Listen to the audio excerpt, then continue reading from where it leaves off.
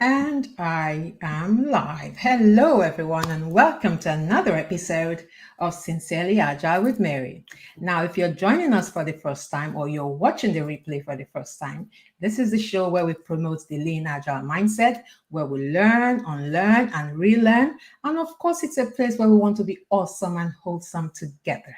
My name is Mary Laniyo. I'm an enterprise coach, and as always, I am your host. Now, today we're looking at safely speaking agile transformations. And to join me on this conversation is Darren. And I'm just going to invite Darren to the screen. Hello, Darren. Hey, Mary. How are you doing? I'm doing good. How are you? Yeah, good. Couldn't think of a better way to spend a Sunday afternoon, Father's Day, talking to you. Oh, how nice is that? How nice. I really appreciate you making the time.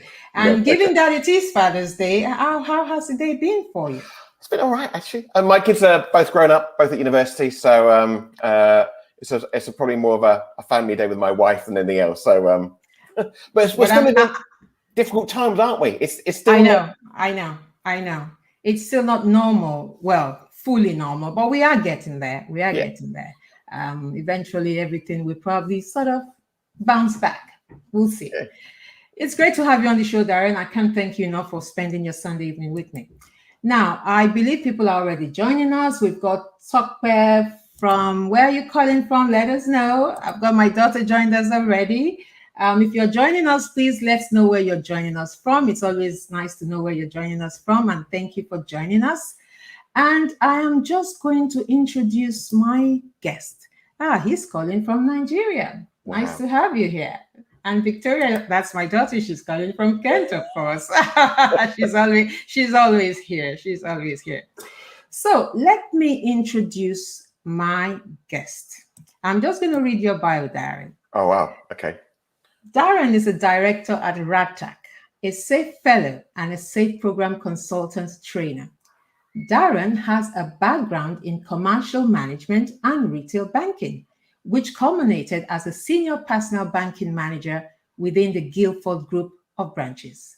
Darren is an active practitioner and consultant and delivers certified SAFE training courses. Darren is now a SAFE program consultant trainer, one of the only approximately 90 worldwide, recently recognized as a SAFE fellow as well. A treasurer of BCS Kent branch and co-founder of the Kent Scrum User Group, and co-author of the BCS book, Agile Foundations, Principles, Practices, and Frameworks, a contributor and reviewer of The Art of Avoiding a Train Wreck, and a reviewer of Valuing Agile, the Financial Management of All Projects.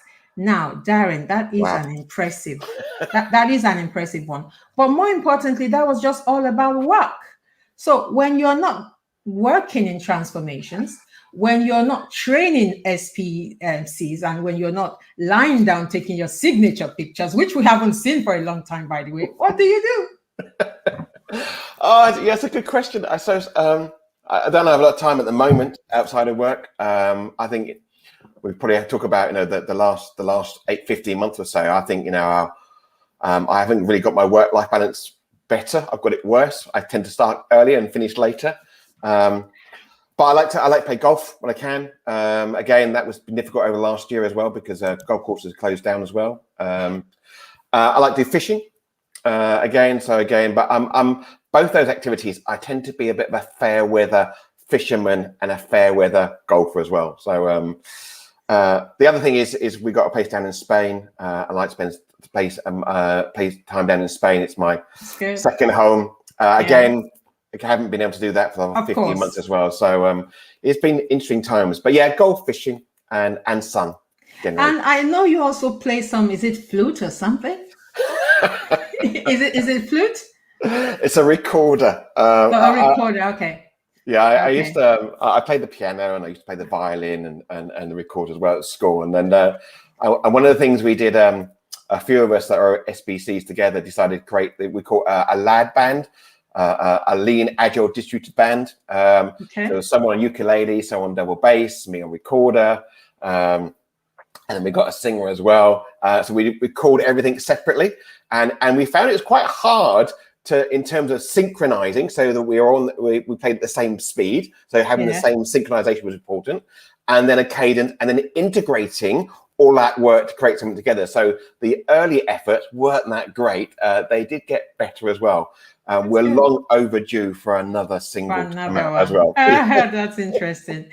And I have Femi just joined us. It's Femi saying, "Good evening, Darren and Mary. Femi here from Essex. It was great having you on the Lean Coffee on Thursday during the SPC class last week." He just completed the SPC class. That's great. And we just have Kemi here also joining us from Lagos. Wow. Yeah. So now I'm going to try and bring up my questions. And, Darren, it's been a crazy time, like you said. We've all had to make huge changes to our personal and work life. And for some, we've had to, been thrown at the deep end of the pool. Some organizations, it's been a walk in the park for them because perhaps they have been quite agile, even before COVID. Yeah. So for an organization like Radtac, that was already an agile organization, what extra effort did you have to put in to work successfully through this COVID period?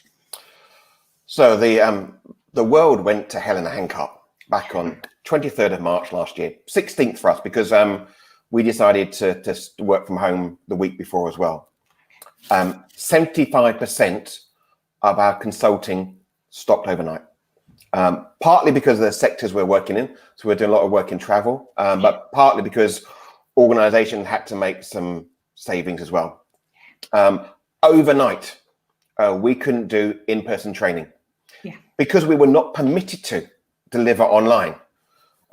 Fortunately, Scrum Alliance and Scaled Agile Inc. Changed their policies to allow online delivery. And they did that quite quickly as well. But then we had to think about, well, how are we going to deliver this training online? We had to think about the tech options around it, how we're going to, what communication channels we're going to use, what collaborative tools we're going to use, and at the same time, still make it an immersive learning experience. And that was really critical for us because in person, you can create some energy in the room. Yeah. How can you do that online as well? Yeah. So we made that pivot, and we made that pivot within 2-3 weeks. But if I'm honest, the uptake was really low. I think people were thinking, well, okay, we'll just wait until it returns to normal, and then we'll go back to in-person as well. Of course, that normal didn't return as well. And it took a while for that to come round. Yeah. So that was important. Also, we had to protect the business, our business. We furloughed 5 staff. Everyone went to a 4-day week. Apart from the directors, we stayed working 5 days a week, and the directors took a significant pay cut as well to protect the business as well. But then we have to think about the well-being of our staff because they'll be concerned. There's no contact. They're working from home in a different way as well. So the first thing we did, we created like a breakfast club every day, 8:30, just a drop-in, just to say hello, connect, all that sort of stuff as well. And that was really important as well. And it's only probably in the last month or so that breakfast club has probably faded out now, sort of withered on the vine. And it was really important as a set of directors that we had a regular communication channel to the staff as well, because this was difficult times. We didn't know what was going to happen. So every week, I think every Wednesday morning, we did update the staff in terms of where we're at, what was happening with the business as well. And those first 2 quarters for us, and our financial year starts in April, so April through to August, were really tough. We had to ride that storm as well. Yeah. And then quarter 3, September, it just felt like everything changed. It was almost like there was an awakening. I don't know whether it was people realized that this wasn't going to go away. Yeah. I think maybe there was a bit of after summer holidays. And I think people realized that this wasn't temporary anymore. And I think we started to get some traction with training. And I think, I don't know how you found it, Mary, being your experience as well, is that people found that actually the training online was okay. Yeah. In anything, almost weirdly, our training feedback scores were better than in person. Wow. Now, I have a theory around this. It's a bit of a bad theory. I always say, if you're going to go to a party and you think it's going to be a really good party, and you go to the party, it's not quite as good as you expected, you'll get it a 6 or 7 out of 10. Yeah. If you're going to go to a party thinking, oh, it's going to be a great party, but end up being better than you expected, you get 8 or 9 out of 10. So it's almost like it was like, this is better than I expected. Yeah. And then I think the other thing as well, so the training came back on, and that's always a good leading indicator for us. So the training comes online, and this consulting got to come back as well. And I think organizations started to realize that they needed to change. Yeah. And then we had the most amazing bounce back over the last 6 months as well. I also think that when people realize, I mean, because you just said people probably realize this isn't going anywhere anytime soon. And it was an opportunity for people to skill up. I mean, I took 3 certifications during this COVID period. Yeah. So I think it was also an opportunity to skill up, to say, you know what, if this is happening right now, when things eventually clear up, there will be need for more transformation work. Yeah. And I better be ready for that.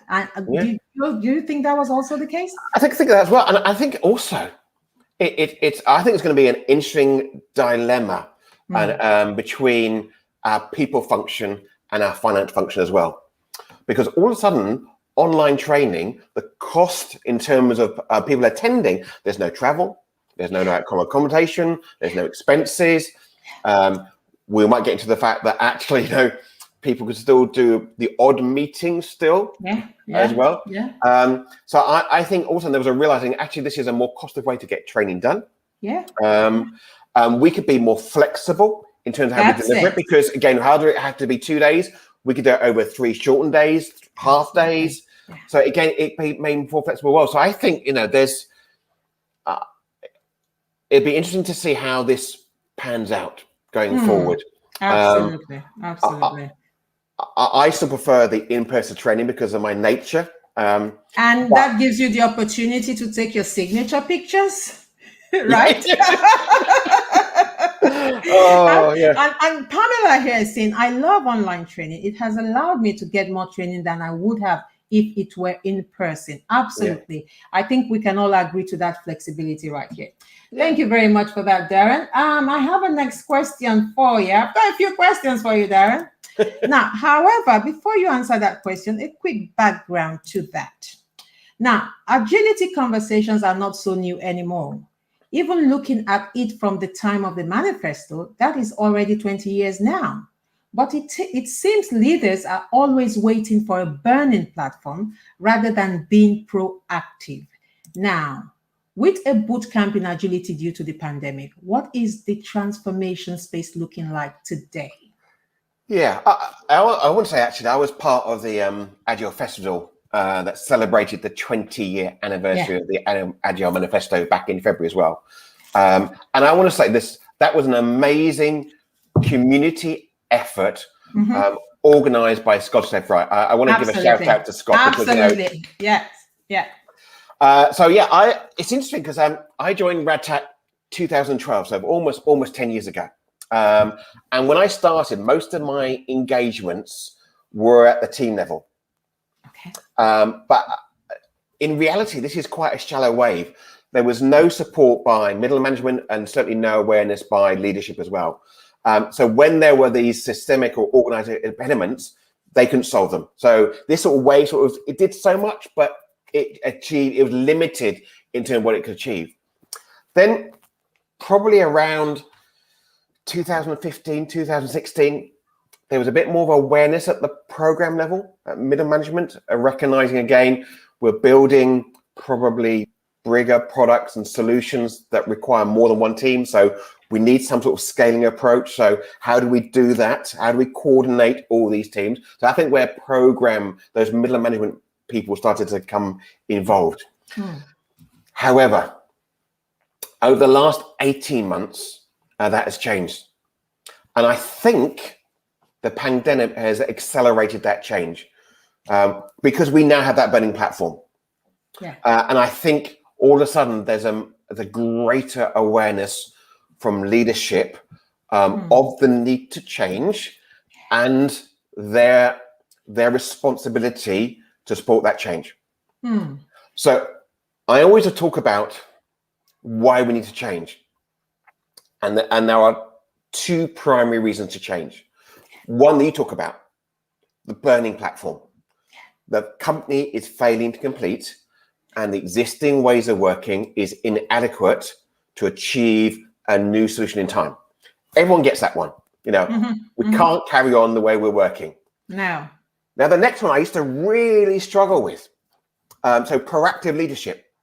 In the absence of a burning platform, leadership must create a sense of urgency to proactively drive change by taking a stand for a better future state. Absolutely. Now I used to find that was, so we've got the burning platform, so let's do some change. Yeah. I did struggle with this one until I listened to Geoffrey Moore. We may talk about Geoffrey Moore later on. He's written a number of books, Crossing the Chasm, Zone to Win, probably my favorite book as well. And he was saying, actually, no. We need to sometimes be ahead of the curve. Sometimes waiting for that burning platform and then changing can be a bit too late. Now, some organizations can make that change. Maybe they have a brand that's big enough to hold them steady for a while, and they got time to make that change. But sometimes people can't make that change in time. So sometimes we need to be a bit more proactive. We only need to look at Arcadia. Philip Green, probably a bit of a Luddite. I remember he scoffed when ASOS came online in 2010, said people will never buy fashion online. Kodak. Yeah, exactly. And then here we are, 2020. All those brands, Topshop, Burton's gone, and then the after effect to something like Debenhams as well, and then all the supply chain as well, because he realized probably too late, and then couldn't make that change in time. Too late. It was way too late. Yeah, absolutely. So we shouldn't. The morale here is that we shouldn't wait for that burning platform. No. We really need to be proactive. Even as individuals, we need to, be ahead of our game. We need to disrupt ourselves. Yeah. And this is where, when opportunities come, we shouldn't be found wanting, right? We should be prepared also as individuals, especially in this agile space as well. Geoffrey Moore talks about disrupting the market before the market disrupts you. Absolutely. And that change, when it does disruption, that change happens so much quicker now than it had previously. Absolutely. Well. And I think sometimes we get stuck on best practice. Oh, we have good practice going on. But hey, best practice may not serve you well. It may not hold up in the morning because COVID, practically hit us overnight. It may not hold up in the morning. So that's a very good response. And I just want to see what our audience are saying. I've got Stella here. Nothing beats face-to-face training. Absolutely, Stella. She's coming from that space as well. She's a trainer working in Oman. And rightly so, Femi. I have met great people. Okay, I think she's responding to what Femi said. Okay, let's see what Femi said. One massive advantage with the online model is the global outreach. Absolutely, which was what we said earlier, Darren. Yeah. Suddenly, people from all over the world are in the same place, same time, regardless of time zone. Actually, I have woken up quite late to attend training before, and the commitment people have to this online training as well, it's just amazing. And the fact that you can also fit it to, within your lifestyle and your time and space, I think is just amazing. And I think the diversity in terms of that brings, because that global reach as well, I think it's really important. Absolutely. You can be a little bit, a bit of an echo chamber when you're training in UK to UK people. So I think you're right. That diversity. Absolutely. It's so important. Some people love to be in comfort zones and don't welcome change. Absolutely, Stella. We must be ahead of the curve all the time. Sleep with one eye open. I like that, Femi. That's it. I might nick that. Sleep with one eye open. Now, for my third question, Agile started in technology with a focus on software development teams. However, over time, and seeing the benefits, it has extended to other parts of the organization. but a lot of big organizations are yet to fully embrace Agile beyond technology. Now, in today's VUCA world, here's my third question for you. I'm just going to bring that up. In today's VUCA world, there you go. In today's VUCA world, what are the risks of limiting Agile transformation only to the technology part of organizations? So we're going to talk about SAFe a little bit later on. We will. And we'll talk about how can I have Darren? How can I have Darren on the hot seat and not talk about SAFe? So let's talk about Dean Leffenwell for a moment, because he was the creator and co-founder of SAFe as well. I interviewed Dean back in June 2017, and we just launched version 4 of SAFe around that time. And I said to Dean, so version 3 was all about software. He goes, that's right. Version 4 was about cyber physical solutions, firmware, hardware, and software. He goes, that's right. So version 5 said it will be about the wider business agility. And he looked at me, he said, no. I said, really? He said, no. He said, that's not my domain of competence. Providing it's got 1 million lines of code in there, then that's where I'm at. I just want to stray into areas that, that I don't have that competence in. So I thought, okay, that's interesting. If we wind the clock forward 18 months, I was at the Global Summit in Washington. The day before the conference, all the SPCTs get together with Dean and his crew. At the time, I think it was about 50 of us. And Dean said, look, I need to drink my own champagne. I need your help in envisioning version 5. What are the things that I need to consider in version 5? And almost with one voice, we said, you need to think about the wider business agility. Now, I remember Dean put his hand over his shoulder to go, okay, I hear you. Now, what does that actually mean? And of course, it means different things to different people. So, but in fairness to him and the Scared Out crew as well, a year later, when we were in San Diego, we launched version 5, which was about business agility. Now, it's the first step there. Now, I think this is important because business agility requires a technical agility and a business level commitment to product and value stream thinking. So my view is that generally speaking, the tech teams or the engineering teams or development teams have generally got it sorted, got it sussed as well. But the major systemic and organized impediments exist outside of tech. It's no point having great engineering teams if it takes 6 months to procure something. Exactly. It's no good having great engineering teams if you lose someone in your team, it takes you 9 months to replace them. Absolutely. So on. So we're seeing it's a no-brainer. No point. So it requires everyone involved in delivering the business solutions to use lean and agile practices. That means finance, the people, sales, marketing, legal. And let's not forget that we still need to sort of crack that egg in terms of a dev and ops as well. We still see too much separation. A lot of companies I talk to still have change and run as separate bits as well. We need to bring them together. So everyone that's involved in delivering that business solution needs to be part of that value stream commitment to that as well. And if you don't do that, then there's no point optimizing a part of the organization if you can't optimize the whole. End of story. And that is where that's the real wisdom. You can't optimize just a part of it and think you can get the value of otherwise optimizing the entire system. So yeah, I actually like the way you've responded to that. And we've got more comments from our audience. Let's see, what have we got here? Okay, we need to change the existing ways of working. Absolutely. Stella says some people love to be in their comfort zone. Okay, I think I saw that before. We must be ahead of the curve. Yes, I think there's more. Kemi says be proactive in the order of the day. Absolutely. Your best practice may no longer be good enough. Absolutely. You wake up in the morning and your best practice will fail you if you're not, organizational reaction time is usually slow. Absolutely. Yeah. Especially, when we're talking about procurement, finance, and stuff like that. before I really understood SAFE, I used to think it wasn't a great framework. Then I had my moments of reflection. Thank you very much, Femi.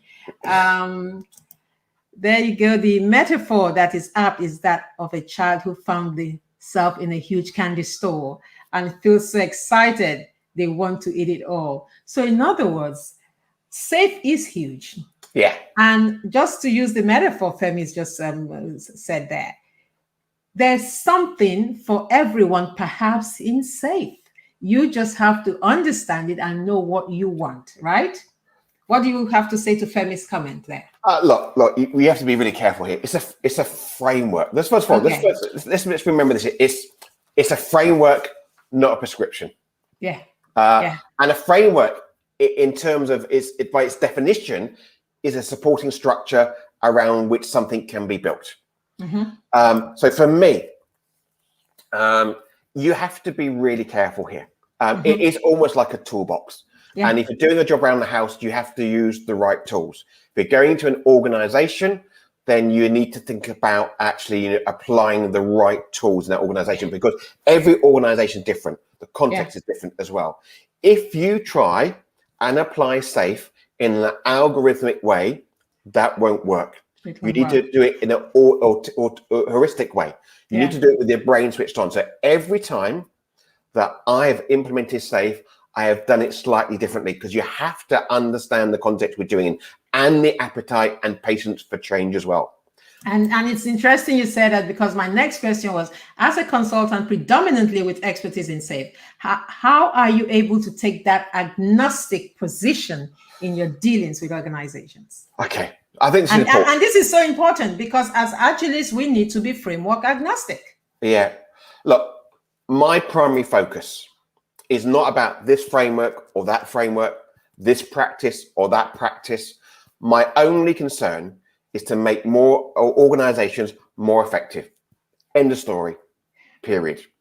And yes, whilst my specialist chosen subject might be SAFE, I still draw on elements from Scrum at Scale, DA. I'm a less practitioner as well. Yeah. I sometimes wish, Mary, that we spend more time talking about, less time talking about our differences and more that we have in common. If you look at the LESS principles and the SAFE principles, they're almost identical. We might call it this, they might call it that. We might do this, we might do that as well. I get very frustrated with the framework wars on social media. That's it. And this is what I say, Darren. If SAFE was a human being, I mean, with all the trolling and all that, SAFE would have committed suicide by now. Yeah. And what does that tell us? Coming from the Agile community, I don't think it's the right way to go. We need to move away from this war of frameworks and, give credit to, I mean, when I go to Scaled Agile Framework website, it's a never-ending maze. Yeah. I call it a university. Yes, it is extensive. There's a whole lot there, but it's not that you go there, like Femi said, and you just have to implement it in a particular way. It's not prescriptive. So it is important that we give credit to all these frameworks and that we are framework agnostic. As Agilists, you go into an organization, you look at the context of that organization. I mean, coincidentally, I'm working for Radtac right now, and I'm working on a project where it has nothing to do with SAFE. I have just gone in there. I'm working as an Agile coach. I'm helping them organize so that we can deliver quickly and, deliver to the highest quality. Yeah. Nothing to do with SAFE at all. So it's very important that I put that out there. So I'm just going to go through a few lists of the things, of the, bad, comments and the war frameworks that we get on social media. Okay. So if you just give me 1 second. I'm just going to bring that up. Bear with me. I have to do all of this myself. So just give me a second. Okay, there you go. Grand job there, Mary. Thank you. There you go. Now, SAFE is certification heavy. We hear this a lot. What do you say, Darren? Look, Dean makes no bones about this. Is their commercial framework is certification. However, the framework is free to view and free to use. But in order to maintain that framework, they need a commercial proposition behind that as well. So let's not put it on the table. So in terms of that is our commercial framework behind the framework. Secondly, let's not underestimate what education plays in terms of our learnings. I know I spent 15 years at school from the age of 5 to the age of 21. And at the end of every year and during the year, I had to take exams to cement and prove my learning. So, what we're saying, that, training is not important. Yeah, it's important. And a way that to confirm that training is to take exams. I probably do more exams now. I was going to say more than my children at the moment. I'm constantly, constantly learning, and a way to confirm that learning is to say, well, let me validate that with exam as well. Absolutely. And we need to keep, learning. I mean, one of the hallmarks of agility is continuous learning, isn't it? It is continuous learning. I probably, I was one of those kids at school. I was always a numbers person. I was never a reader. So I was one of the kids at school when you got primary school, when you're given a book to read. I'd read the book, I'd bring it back at the end of the week, and Miss would say to me, have you read the book, Darren? I go, yes, I have. I hadn't read the book. And I progressed. Just numbers. But I read now more than I've ever read in my life, because that thirst for knowledge is important. It is so important. And even when I go on a holiday, my daughter takes pictures of me sitting on a a lilo in a pool reading a business book. She goes, I just can't believe that you're on holiday reading a book. But that's what I enjoy reading now. But the thing is, it doesn't feel like work. No, it does not. And this is what I tell people about being an agilist. And I'm a trainer. I train people at the weekends. I was training at 3:00 this afternoon. And one of the things I say to people when I take them on is, this is a partnership. I'm going to do my bit. Yeah. But trust me, you're starting a journey of continuous improvement, and you are going to have to put in the time. You have to study. Yeah. You have to study. So I had a success story recently. One of my mentees just got a job as a senior Scrum Master. And she came back to me and she's like, Mary, there's a whole lot to read. And then I said to her, didn't I tell you? I told you have to be a researcher. There you go. But I'm here to help anyway. I'm always in the background. So it is a never-ending journey. Go ahead, please. Yeah, it's funny. It's because you're right. It's a journey, not a destination, as well. I'm getting to that age where my wife says, you think of retiring? I said, I don't know if I want to, because work doesn't feel like work. It feels like a joy. And why would I want to not keep learning? It's so for me, I enjoy what I do. I'm probably very privileged that I work with great people and I enjoy the work. It's almost like the double header, isn't it? You work with great people and enjoy the work you're doing as well. Absolutely. What a great life we have. And what's there not to love about that? And there's something so, I don't know how to put it in words, but amazing about coming into this space. It almost seems like a space you never retire from. And honestly, that is what it feels like to me. Well, maybe when I turn 65 or 70, I might change my opinion, but it almost seems like a space you never retire from. And the joy I get when a mentee calls me and says, Mary, I got the job. Yeah. I mean, I have just had the opportunity to be part of somebody's life story, somebody's success story. That feels good. It feels amazing. Good. Yeah. I don't think my wife wants me to retire either. I think she's staying at home at the moment. And having more time at home. More time at home. Now, the next thing you hear, SAFe focuses too much on management and too little on teams. What do you say to that, Darren? I find that odd because I probably I almost hear the reverse, because the foundation of SAFe is the teams, and we always say that there's no point trying to build SAFe on teams that haven't got good agile practice in place already. So for me, I don't understand that, because the foundation of that is the teams.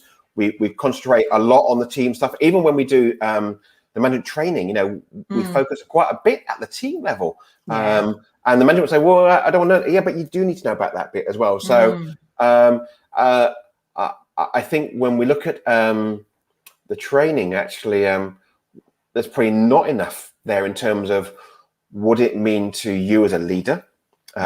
What do you need to learn? What do you need to do? And also, how do you need to operate as well? So I think we don't, my view is that we need to spend more time with the management now, because now they're getting more involved. They need to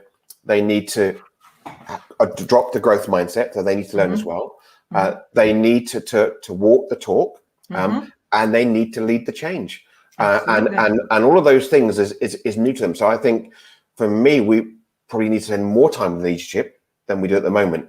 I think, for me, the foundation of SAFE is the teams. We spend a lot of time with the teams. We need to spend more time with leadership, because again, they're probably of a generation age where they were schooled in a different way. Absolutely. And those principles that they learned, 15, 20, 30 years ago are no longer appropriate for this digital age. So no, it's not. It worked for them then, but not now. They need to start changing now. Yeah, great. And SAFE is about preserving the status quo of command and control. And I think, where do you think this is coming from? Is this because, you have essential SAFE, solution SAFE, portfolio SAFE? Where do you think this is coming from? I don't know. I think, again, this prescription, this view that SAFE is very hierarchical. Got the big picture, it's got the levels in it. It looks very prescriptive, and it's quite the reverse. One of the key principles in SAFE is number 9 is decentralized decision making. We know that within an organization we have knowledge workers, and knowledge workers have 4 demands. They need to have autonomy of their work. Innovation has to be a continuing part of their work. More importantly, they need to be heard and respected, but also they need to decide how to do their work. I might explain what I want, but they need to have that how they do that as well. So and that's very much built in. So what we see is not a hierarchy. It's about how we decentralize certain decisions within the framework as well. Again, I think it's just probably a misconception that it looks, the big picture looks very hierarchical and bureaucratic. And when the reverse is, it's actually showing where we decentralize decisions within the framework as well. And that's really important when we've got knowledge workers in our teams. Yeah, and I think knowledge workers have become very powerful, to be honest with you right now. And they have become very powerful. The environment, it's a VUCA world, like we say. And you really need to leverage knowledge workers. So you need to create an enabling environment. You need to create an environment of safety for them to thrive. Otherwise, people will walk. And I think, talking generally about transformation, I think the pandemic, I feel, has made the change conversation much easier, much easier. And people now see the need to really create that safe environment where they can leverage collective intelligence.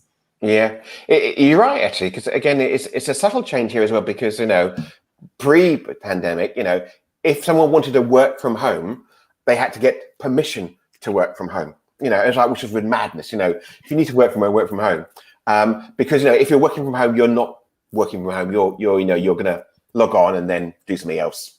Of course, we can't work in the office now. And actually, we have to trust our people that are doing the right things. The reality is, in terms of my organization, I've actually got people that are working longer and harder. I was just going to say the reverse is the case. Honestly, I tell you, Darren, I'm an early bird, always have been. I'm up at 5 most days, okay? I come downstairs in my PJs, I'm logged on already working. So by 9 o'clock, when I should have been resuming normally, I've already put in 3 hours sometimes. By 9 o'clock, I've already put in 3 hours, doing some research, writing something, whatever the case may be. So it is actually the reverse, as a matter of fact. So all this while, we had the infrastructure to work from home, but the mindset was an impediment. Yeah, and exactly, and I'm like you as well. I'm an early bird, so I'm up and at it as well. And then I'll get to 6 o'clock at night, and my wife will knock on the door. She goes, "You finishing soon?" "Oh yeah." "You finishing soon?" "Yeah." Dinner's on the table if you want it. But then but you work again part of that global reach as well now, because I'm doing a lot of work with the US at the moment, and I've got calls between 8 and 10:30 at night. Now, I'm not saying that's a good thing, because I think we need to really, from a self perspective and also from my team perspective, we need to think about the work-life balance. I know that people are working longer as well, and that's not good. We need to. I know I was listening to someone saying that they've got a better work-life balance because of the home working. I think I've got a worse work-life balance, and I need to address that as well. I wouldn't say it has changed much for me. I always was a workaholic, but I still try to get enough sleep. I eat well. I walk, as much as I can. I love what I do, and because I love what I do, like I said before, it doesn't feel like work for me at all. I tell you what I miss is the travel, not because the travel itself, but because when I was on a plane, no one could get hold of me. Okay. So all of a sudden, for that journey, I'd read a book, I'd watch a video, something like that as well. And that's why I need to. And people say, "Well, you can turn your phone off, Darren." I know, but I know. I mean, I traveled a lot. A year before COVID, I was in Brussels every single week. Yeah. So when COVID hit and we had to work from home, I suddenly realized, wow, I was on the road a lot. So right now, do I enjoy working from home? I absolutely do. Would I like to go back to the office 100%? No. The answer is no. Because when you think about all the hours in traffic and all the stress that comes with that, and then of course the ecosystem is better for it. Less travel, right? Yeah. Absolutely right. Look, I think we'll end up in a hybrid state now. I think I'm a social animal. I like that so-called contract. Yeah, I like that too. So I've been the last month or so doing a day a week in the office. We got one quite local as well. Just have that social context. So. Alberto, I'm not quite sure with this question. Scrum is, you could implement Safe and use Scrum. You can have XP, you can have Kanban within the Scrum team. So I don't think that affects your. No, let me say. At all. Let me just answer that one directly as well. So again, let's be clear. 73% of the world use Scrum or Scrum hybrid at the team level. So in terms of a framework, this Safe will focus on Scrum practices and some Kanban practices, and underpinned by XP in terms of quality practice as well, technical practice as well. However, if I'm honest, I don't care what we use at the team level. If you want to use Crystal, FDD, I've got some teams using DSDM, might recognize that as well. The only thing I do care about is that they need to be on a common cadence and synchronize at the same time.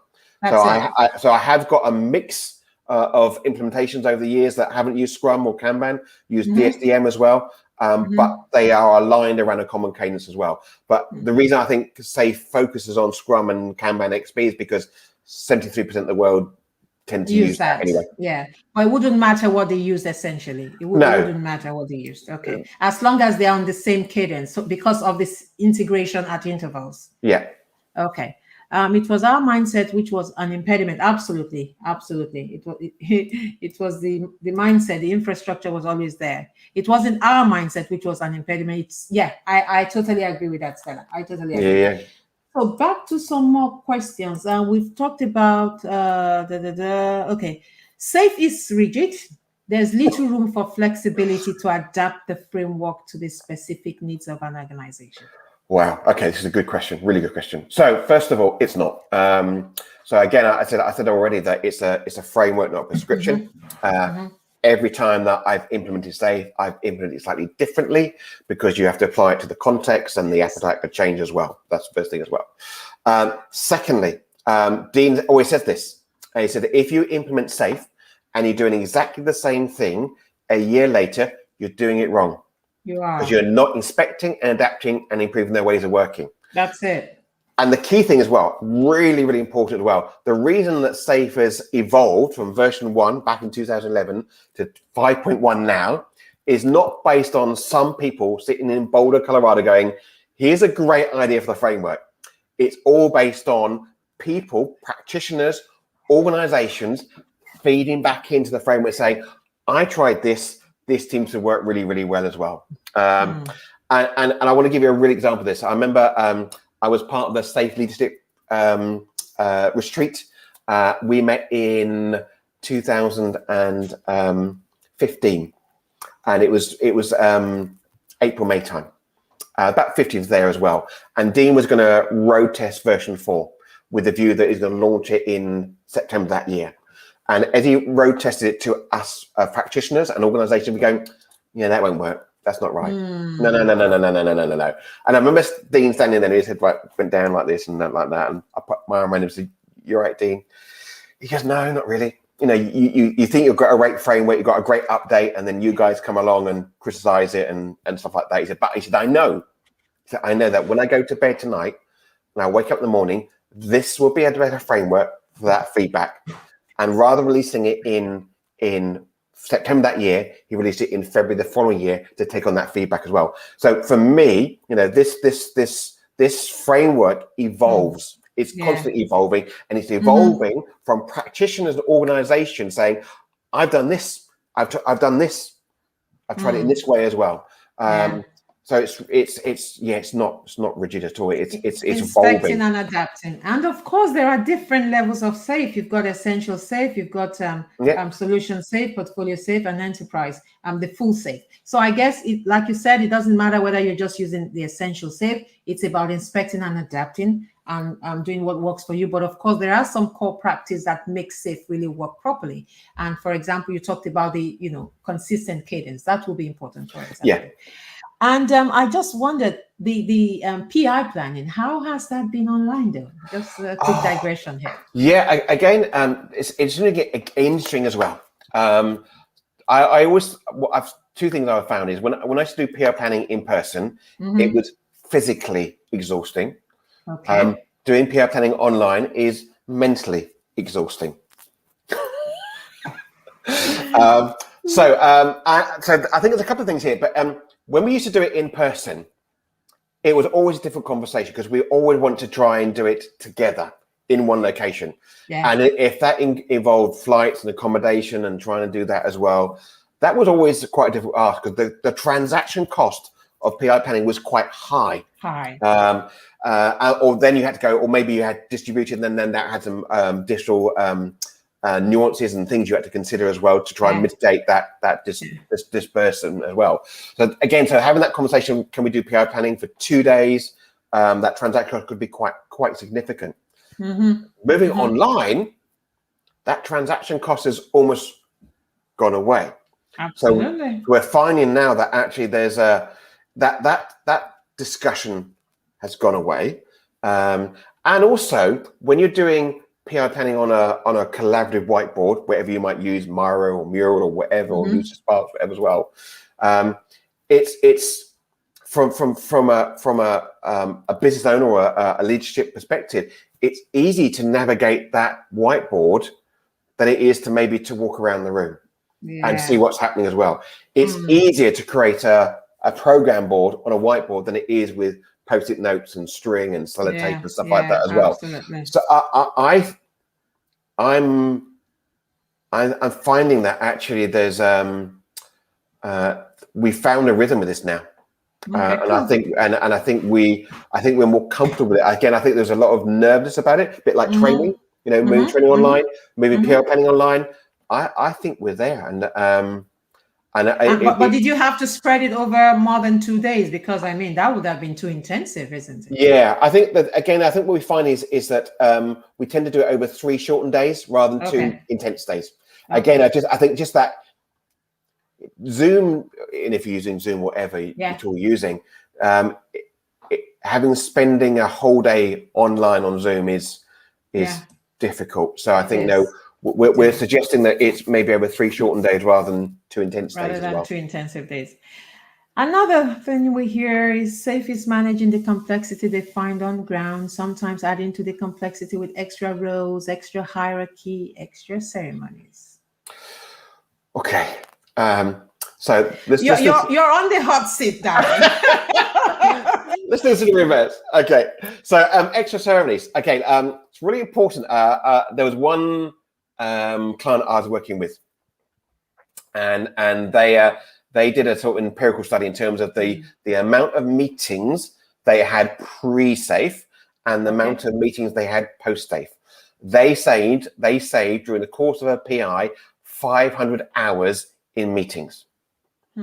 Now, what I tend to find is that what happens when they implement SAFE, they add the additional ceremonies. They don't remove the ceremonies or the meetings that are no longer required. That's it. So that's really important. You've got to remove those things that you don't need anymore as well.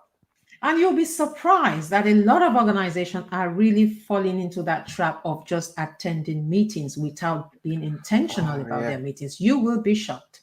I had a guest on my show the other day who had come up with some kind of meeting spicer to solve this problem, because it is a huge problem, and there's a whole lot of wastage going on there.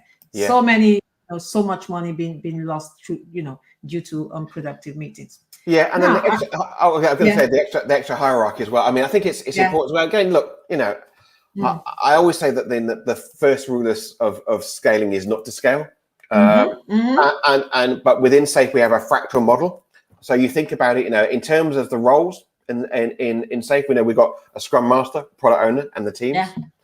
And then we just fractal that up as well. So again, at the program level, we have an equivalent in terms of the RT, the Scrum Master, product management, product owners, and then system architect in terms of tech lead as well. If we're doing large solution, we fractal that up even more. And then we've got not some equivalents at the portfolio level, but we know we've got some roles as well. It's not heavy in terms of the roles. We just take the concept at the team level and fractal it up through the organization. Yeah, absolutely. Alberto here says work-life balance has even become more bastardized with working from home. More employers have rather exploited it. Multiple meetings at the same time, and you are expected to log on multiple devices. And the one that really hit me was when someone came on the show and someone in the audience said some organizations are installing spyware now. That is not nice. That is not nice. No, I know. I'm get concerned when I see people stay online, but again, longer than they should be. But again, I suppose a lot of us, again, we enjoy what we do. So absolutely. But multiple devices and multiple meetings, that's not good form. And someone says you look like someone from Dragon's Den. I only wish I was 6'7". From Peter Jones, yes, and I had his minions as well. That would be quite nice as well. Okay, the meetings are not removed because leadership feel out of control because they are not getting the status reports and RAG status. Pamela, that's a good one. Because this is the key thing as well: is leadership need to understand that they need to adopt what we call the Gemba. They need to go to the scene of the crime. If they come to the scene of the crime and they have more transparency, more visibility, more control, more chances to pivot than they had before. But they can't do that unless they attend, those demos where we actually show real work as well. We can't still live with those old-fashioned RAG reports. Status report, and the reality is they never get read because, again, previous life, when I was back in the corporate world, I used to do my project reports in there every week, and I'd send them up, and I was convinced no one ever read them. So I got to a point where I sent exactly the same report and changed the dates, and nobody noticed. Nobody noticed. Can you imagine spending all that time?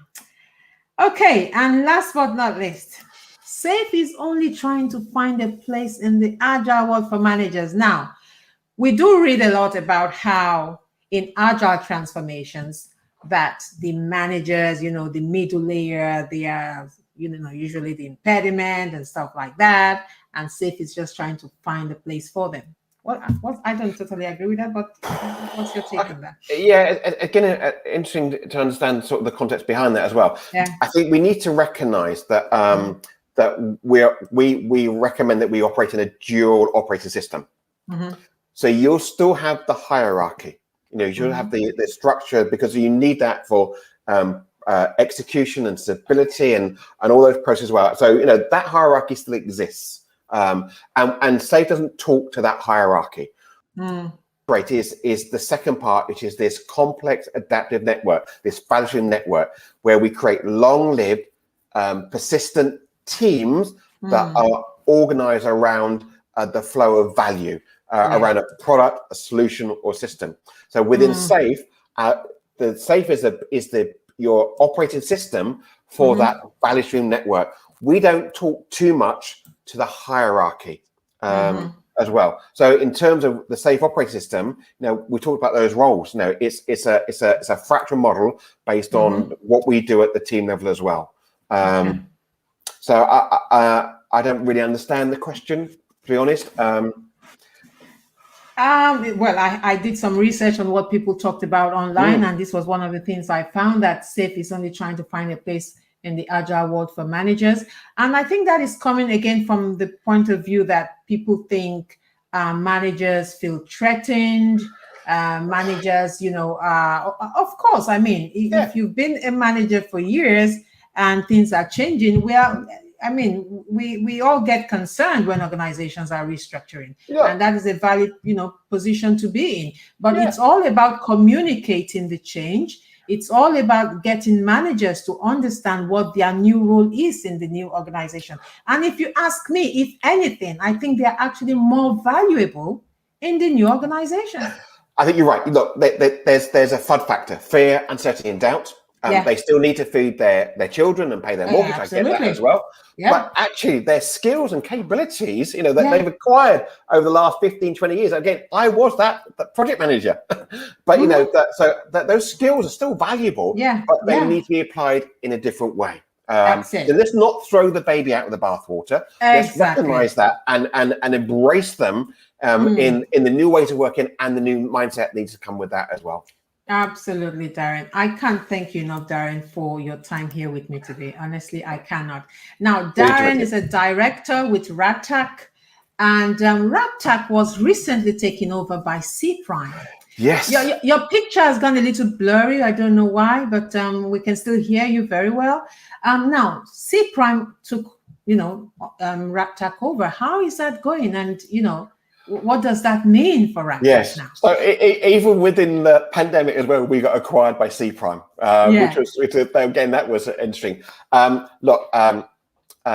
It's been an amazing partnership, because for me, any sort of acquisition, it was really important that we shared the same values and principles and the same DNA. And I knew Ken France from BioAgility. Again, got acquired by C Prime. And it's interesting that the people at BioAgility are still there. 5 years on from when they got acquired, most of the people that got with Agility are still there as well. So that was really important for me as well. So it's, for me, that alignment in terms of values and principles, that DNA is been really critical. We got acquired at the end of February this year as well. The first few months have been really awesome. They got a great presence in the US. We got a great presence in EMEA. We create a global force that is really exciting going forward. And they're saying thank you, Darren. Great conversation. Enjoy the show, guys. Thank you. Thank you all for being here. We're coming to the hour, Darren. I can't thank you enough for making time today, Father's Day. So I'm going to let you go so you can enjoy the rest of the evening. I'm going to let you go. So to our viewers, thank you very much for showing up every Sunday. If you're joining us for the first time, please do not forget to subscribe to Sincerely Agile with Mary. Darren, thank you so much, and wishing you all the best with your partnership with C Prime. It's been a pleasure. Thank you, Mary. Bye-bye, everyone. Bye.